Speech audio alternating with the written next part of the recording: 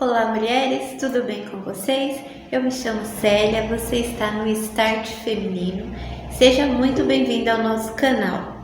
No vídeo de hoje eu trouxe uma convidada muito especial, a psicanalista Wendy Espósito. Esse vídeo era para ter sido postado no mês de setembro, mas nós tivemos muitos empecilhos para que esse vídeo fosse ao ar.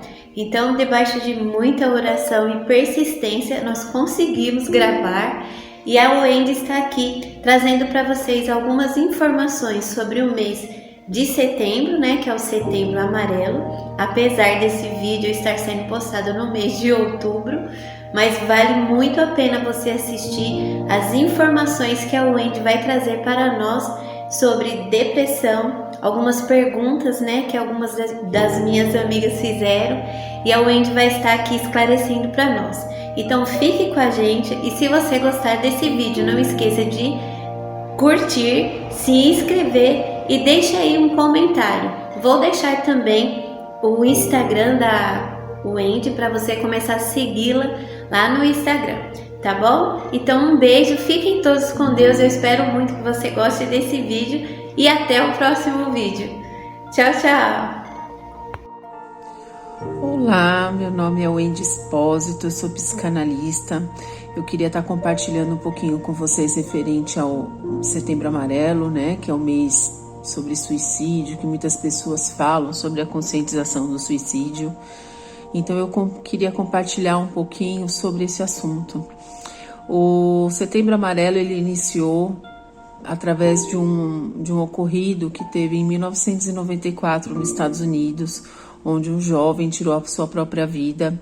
Ele estava no Mustang amarelo e ele acelerou, e por algumas situações que ele passava, ele resolveu cometer o suicídio.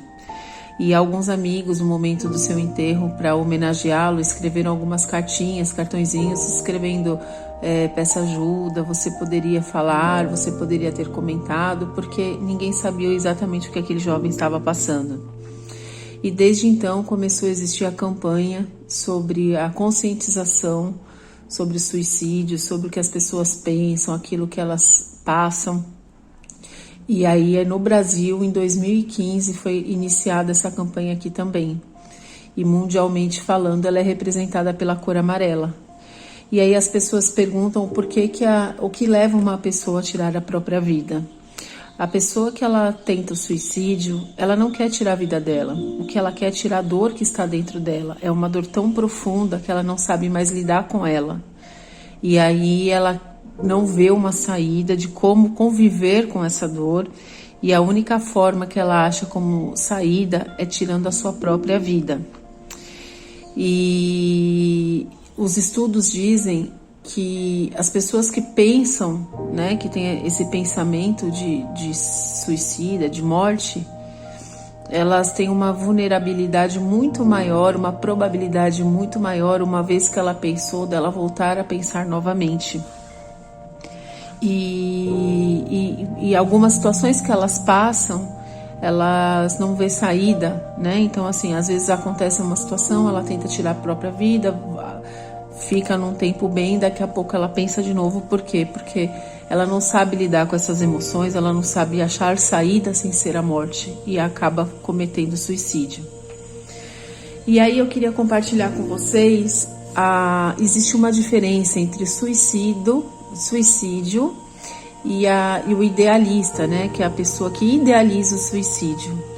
Então, a pessoa que ela idealiza o suicídio, ela pensa exatamente como ela vai morrer, como ela vai acabar com a vida dela, ela projeta formas, locais, instrumentos que ela vai utilizar para isso. O suicida, ele já comete o fato em si. O idealista, na grande parte, ele não comete o ato, ele só pensa, ele fica por muito tempo na vida dele projetando como ele pode se matar, aonde ele vai se matar, o instrumento que ele vai utilizar para isso. E aí o que leva esse idealista a começar a pensar nisso, Muitas vezes essa falta de controle.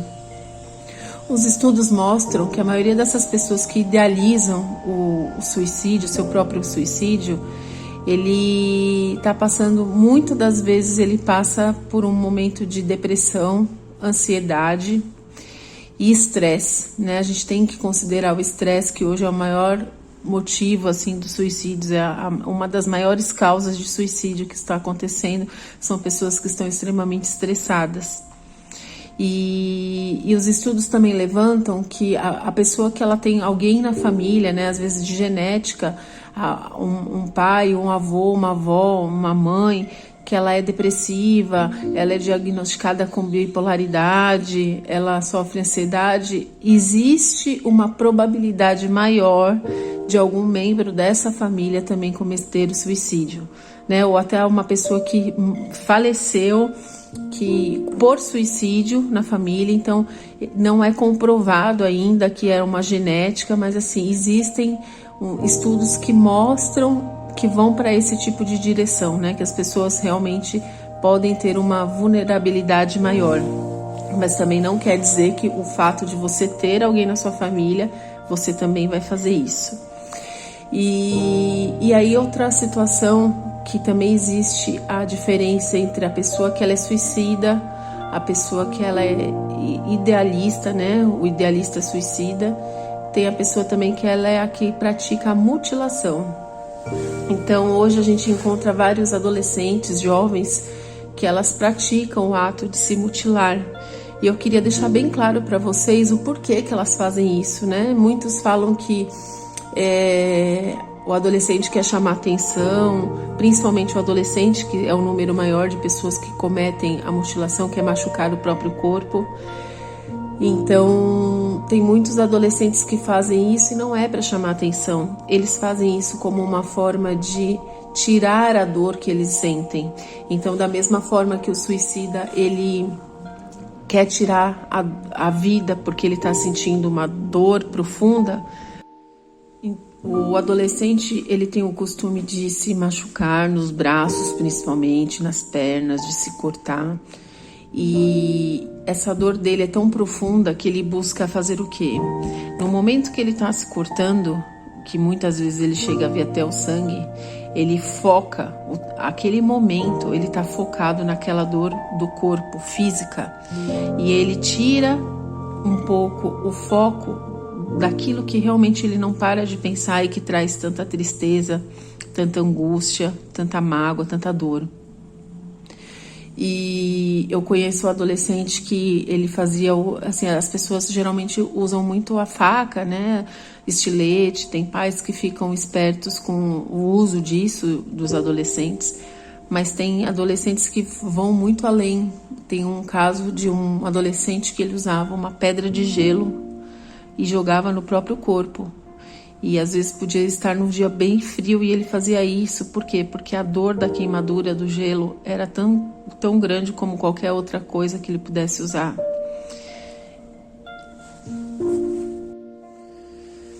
E tem adolescente que usa a pedra de gelo, que é uma dor que é grande. Imagina você estar num frio, jogar uma pedra de gelo no teu corpo, mas não é uma pedrinha, várias pedras que vão queimando a sua pele. Então, nesses momentos, eles acabam fazendo o que? Eles focam a dor deles, daquilo que eles estão fazendo, e esquecem da verdadeira dor que causa tanto sofrimento. E isso também, muitas vezes, é confundido com adolescentes que só querem chamar atenção, que não tem o que fazer. Não é, gente, presta muita atenção. Hoje a gente tem casos de adolescentes, assim, o maior número de pessoas se suicidando começa com 16 anos e vai até os 25 anos, que é um estudo maior aí de casos de suicídio. E a média de 30 pessoas por dia somente no Brasil. Isso a gente inclui fatos que são contados, relatados, né? Tirando aquelas tentativas domésticas que a gente nem descobre o número de quantas pessoas são. E aí eu queria aproveitar um pouquinho, né, que é dúvida de algumas pessoas, como hoje muitas pessoas que pensam na sua própria morte são pessoas que sofrem de depressão. Eu queria deixar um pouquinho alguns sintomas, os primeiros sintomas da depressão. E aí eu quero deixar claro que esses sintomas, eles valem tanto para criança como para adolescente, para adulto e para idoso, tá? O sintoma é o mesmo. Os motivos podem ser diferentes, mas geralmente os sintomas de depressão é o mesmo. Eu vou estar lendo aqui para vocês alguns que são os principais, que a gente sempre está lidando com isso no dia a dia. E se você tiver alguém na família, ou se você está passando por isso, se dentre aqueles que eu falar, tiver 5 da lista no seu dia a dia, ou da pessoa que você convive, eu aconselho que você vá buscar um tratamento, um médico, vá num psiquiatra, num psicólogo, porque são indícios de uma depressão, uma possível depressão, tá ok? Então a gente tem aqui tristeza prolongada e sensação de vazio ao ataque de choro sem explicação. Então são aquelas pessoas que sempre choram e não sabem nem o porquê estão chorando. Dormir muito ou dormir pouco, né? Muitas pessoas que têm depressão sofrem de insônia. Aumento ou perda de peso. Geralmente a pessoa que tem depressão, ela quer comer muito, que está vinculada à ansiedade, mas ela também ela perde muito o apetite, muitas perdem o apetite. Perde totalmente o interesse por aquilo que elas gostavam de fazer. Então, por exemplo, a pessoa gostava de fazer uma caminhada, uma academia, gostava de tocar um instrumento musical e de repente ela não quer mais fazer isso. Ela começa a ficar inquieta ou muito irritada, sem explicação. Dificuldades para se concentrar ou recordar de algo do passado ou tomada de decisão. Fadiga ou perda de energia. Sentimento de culpa, desesperança e inutilidade. Então muitos ali se sentem culpados por estar ali, se sentem inúteis, né? Então isso vai começando a mover os pensamentos de que ela não presta para nada, e isso vai entrando no quadro depressivo. E por último é o pensamento recorrente a todo tempo de sua morte ou da tentativa de suicídio. Então se você tiver algum desses itens aí que eu tô te falando, pelo menos de 5 para cima, busca uma ajuda médica, porque você pode estar, ou conhecer alguém, né? Pode estar dentro de um quadro depressivo ou iniciando um quadro depressivo.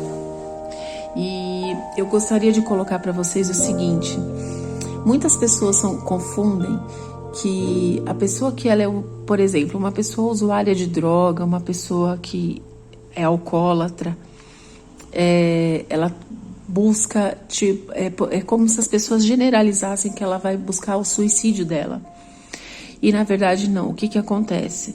Tem muitas pessoas que são depressivas, muitas não sabem, não se tratam, não sabem lidar com aquelas emoções, com aquele sentimento que elas vivem, e começam a buscar a droga como saída, a bebida como saída, os jogos, a pornografia de uma forma exagerada, como forma de não pensar naquilo que realmente perturba e que traz angústia. Então, essas pessoas, elas vão buscar essas substâncias químicas como uma forma de congelar o que elas realmente pensam, né? Assim, muitos falam assim: eu quero usar para não pensar nos meus problemas, eu quero usar para não pensar na minha vida. E aí o que acontece? Muitas delas acabam morrendo, e as pessoas generalizam isso assim: a pessoa se suicidou. E não é, gente, existe uma diferença. A pessoa que ela comete o suicídio, ela idealiza o próprio suicídio, a morte dela, ela tem uma dor, ela não sabe conviver com essa dor, ela já não sabe mais o que fazer com essa dor, e ela acha como saída a própria morte. O dependente químico, a pessoa que está buscando algum tipo de vício e que leva à morte, o que acontece? Vamos falar ali da pessoa que usa álcool.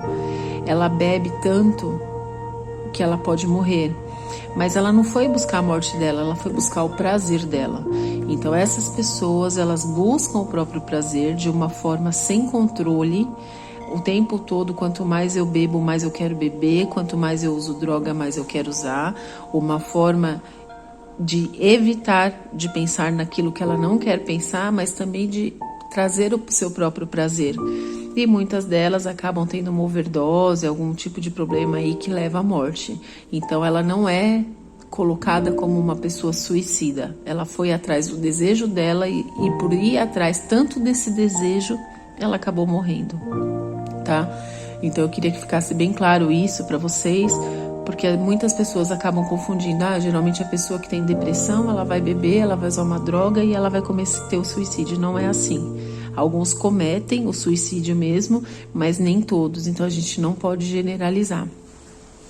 E eu queria passar para vocês também uma forma de como vocês podem perceber quando a pessoa está pensando em cometer o suicídio, tá? Então eu vou ler algumas opções também, e aí vocês tentem identificar alguma pessoa que vocês de repente pode estar suspeitando. Geralmente são esses tipos de comportamento. O primeiro delas é mudar o comportamento. Então a pessoa que ela é muito agitada, ela fica muito de repente parada, muito triste, muito na dela, ela se fecha, ou vice-versa. Então uma das atitudes é a falta de responsabilidade. Então a pessoa, ela era uma pessoa muito responsável com o trabalho dela, com a família dela, e ela deixa de ser. Então isso é uma das principais atitudes iniciais de uma pessoa que pode estar querendo cometer o suicídio. Então, além da mudança do comportamento, como eu falei primeiro, tem essa questão da falta de responsabilidade. Ela passa a não cuidar dela. Então a gente geralmente generaliza assim, ela não cuida pela forma estética também. Então às vezes a pessoa é muito vaidosa e de repente ela parou de se cuidar porque ela já tem um pensamento que muitas vezes vem da própria depressão, mas ela pode pensar assim, para que eu vou me cuidar se eu pretendo morrer? Então acaba mudando isso, né? Essa atitude dela física, mas não só a atitude física, às vezes nas próprias atitudes comportamentais dela. Então eu vou dar um exemplo. Uma pessoa que pensa em de repente cometer o suicídio, ela começa a dirigir de uma forma totalmente descontrolada, em que ela nunca corria, ela começa a correr, e aí ela acaba cometendo o próprio suicídio. Então assim, ela acelera o carro como uma forma de buscar a saída da sua morte e querendo acabar com a sua própria vida. E outra situação que de repente pode acontecer, a pessoa sai de casa e ela deixa o gás ligado, de propósito, para que venha explodir, para que venha ocorrer um acidente, né? E às vezes isso só não acontece porque chega alguém da família e acaba fechando o gás ali, mas ela faz isso de uma forma proposital. E um dos outros indícios, que é o mais comum, é quando a pessoa começa a falar para que ela está aqui na Terra, para que ela nasceu, para que ela vive. Ela só traz peso para as pessoas, então é uma pessoa que sempre fala, eu trago muito peso para todo mundo. Por que os dias não passam logo? Por que os anos não passam logo?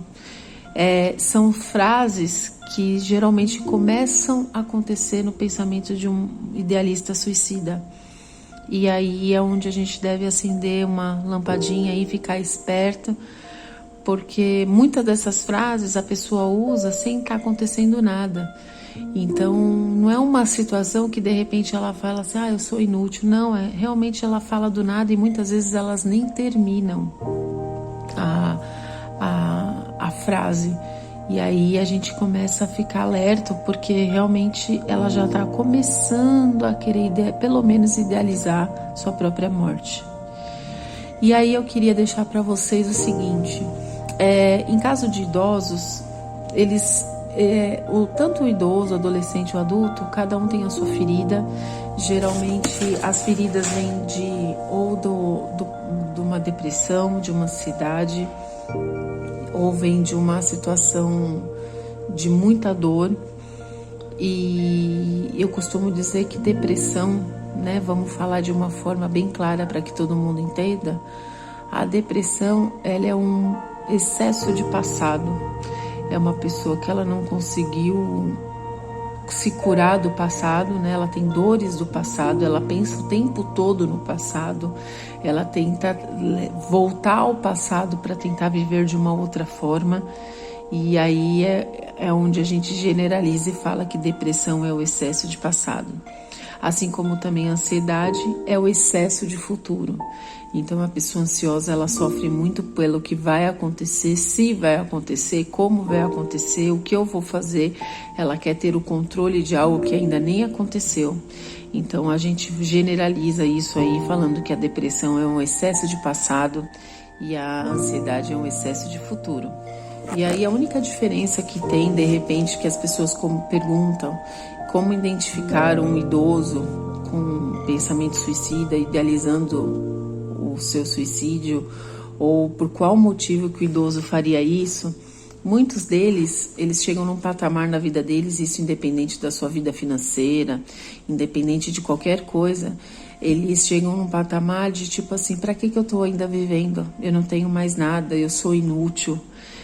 Ou então às vezes até por uma doença séria, a perda de um ente querido, né, muitas vezes faz com que ele pense, para que eu vivo? Principalmente vamos falar de casais idosos, quando a esposa vai primeiro ou o marido, eles já não vê mais um significado da vida. Então geralmente é nesses casos ou por uma doença muito séria que não tem saída e eles começam a idealizar a própria morte. E eu queria deixar para vocês agora, para finalizar, uma forma de como vocês podem ajudar essas pessoas, né? Tanto a pessoa que já tentou cometer o suicídio, uma pessoa que pensa no seu próprio suicídio, uma pessoa que você soube que ela idealizou o suicídio. Então, como a gente que está do lado dessas pessoas, como a gente deve agir, como a gente pode ajudar, o que a gente pode fazer ou falar. Então, eu vou deixar algumas dicas para vocês. E eu queria muito pedir que vocês não desistam dessas pessoas, ok?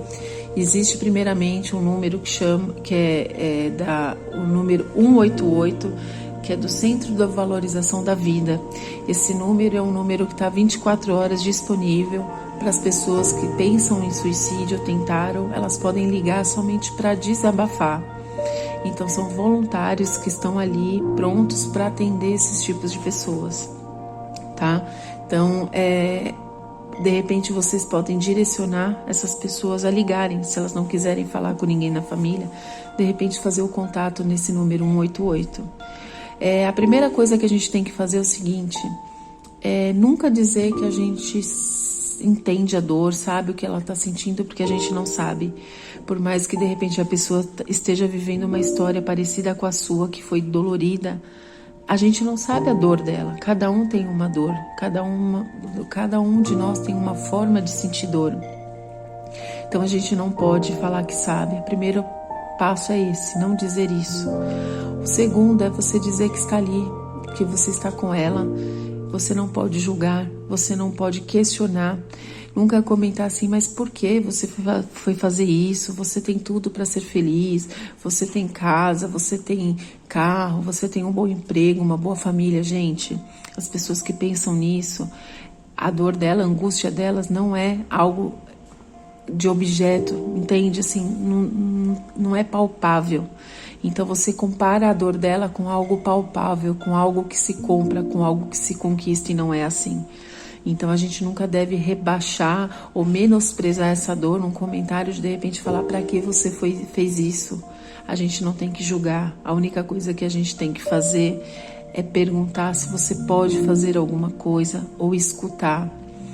A gente que trabalha com terapia, a gente sabe o quão importante é ouvir, o quão importante é falar cura almas.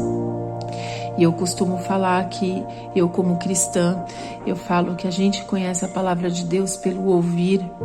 Deus fala e a gente escuta. Deus nos cura e a gente escuta tudo aquilo e fica curado também. Então, tamanho é o poder do falar e do ouvir.